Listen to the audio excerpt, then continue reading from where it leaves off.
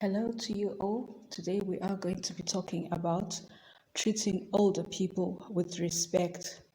Treating older people with respect.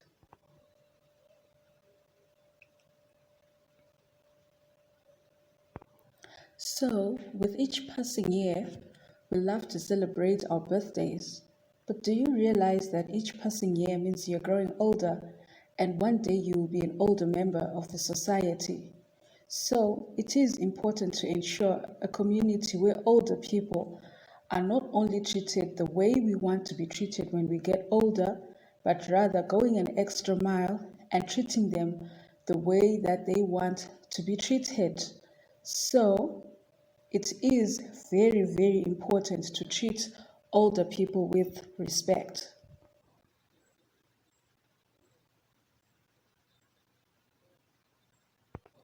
So, why should we treat older people with respect? Do you know why older people are important in our society? Well, let's try and find out why are older people a very important part of our society.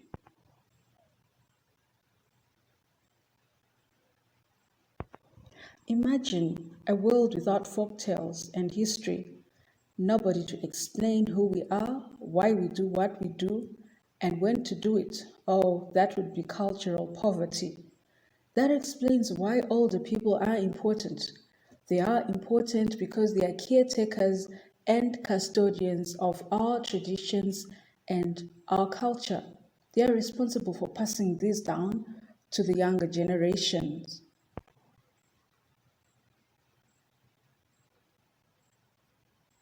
Well, apart from that, older adults have built resilience and strength over their lives through successes, failures, joys, and difficulties.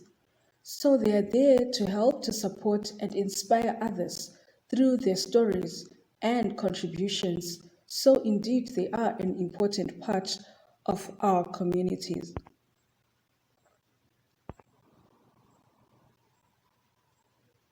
In addition to that, do you know that there is always that personal wisdom, that personal experience, insight, and intuition that is difficult to transmit by means of writing or even verbally? This just reinforces the importance of older people in our midst. Older people are community leaders and they transmit knowledge, culture, skills, and crafts onto the younger generations.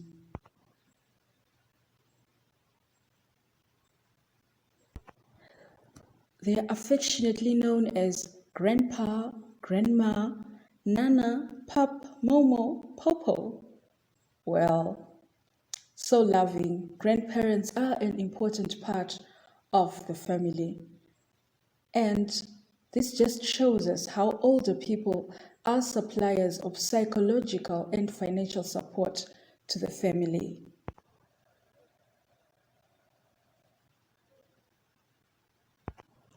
One of the things that has made it very difficult for older people to be treated with respect are the myths surrounding aging or the myths about growing older or the myths surrounding older people. So today we are going to talk about those myths. We are going to identify the myths and we are going to find out why they're just that, myths and not facts. They are not true.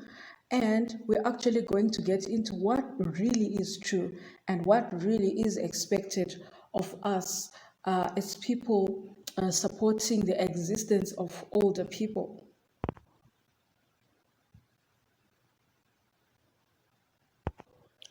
Well, people expect that as you grow older, you are going to deteriorate mentally and physically. Oh well.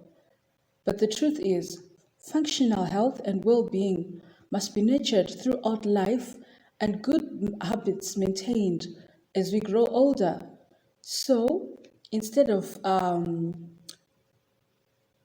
identifying them as mentally and physically weak, We must provide opportunities to keep older people mentally and physically active, adapting their activities to the way that makes them comfortable.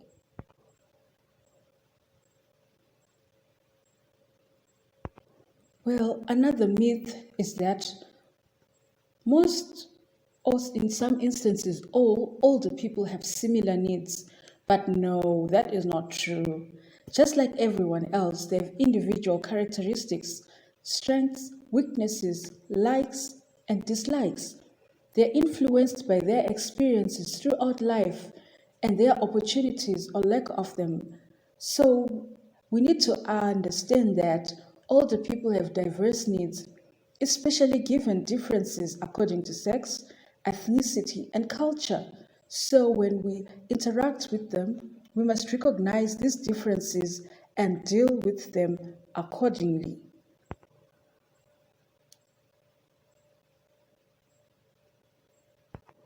And there are those that think that creativity and making a contribution is the province of young people. They think as you grow older, you run out of the ability to become creative. But no, decision makers do not have a sell by date, and there is no age limit to talent and creativity. What this means is older people should be allowed to make decisions and they should be allowed the room to explore their talent and creativity.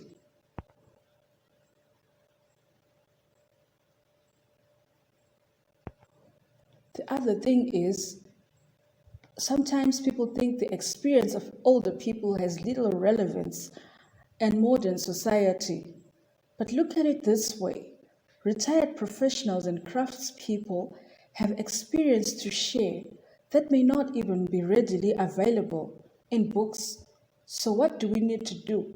Let them share their experiences and let the younger generation be given an opportunity to also learn and tap into that invaluable experience.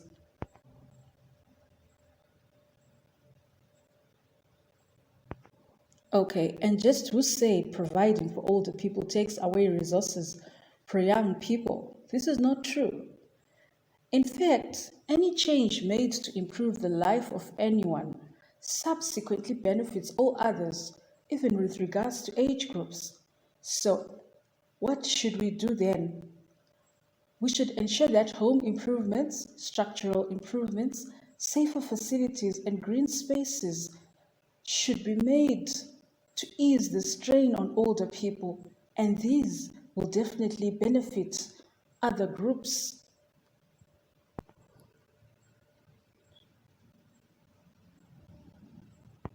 Some people think spending on older people is a waste of resources, but this is not true. Spending on appropriate services for older people can save money. Instead of designing and constructing for multiple stages of life, lifelong design and construction should be taking place. This creates the flexibility necessary to meet the challenging lifetime needs of a whole population. So, what this just means is funds and schemes should be dedicated to meeting the needs of the older ages.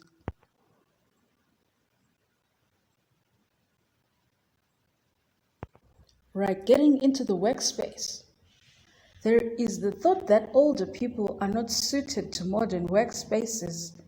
But look, when they are offered opportunities for improving themselves and maintaining their work ability, older workers perform just as well, if not better, than younger colleagues at the start of their career. What we should rather do is avail opportunities that tap into the mental growth of older people.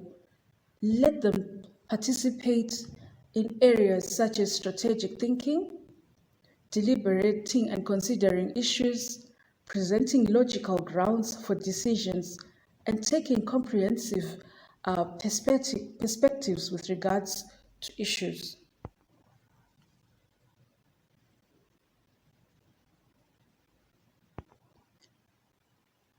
And when it comes to decision making, There are those that expect older people to just, move aside.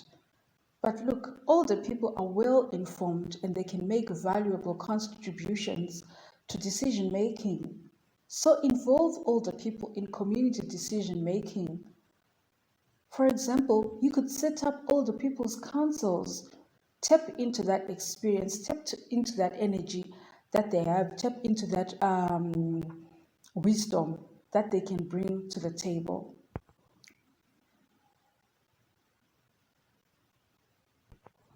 And then there are those that think that when it comes to older people, things will just work out for themselves. But no, if a deliberate effort is not made with regards to planning and strategy issues to do with older people, then it means issues to do with older people are going to be ignored and older people are going to be neglected. Therefore, it is important to plan for the older population and have policies and strategies developed at all planning and strategic levels, such as the national level and such as the local levels.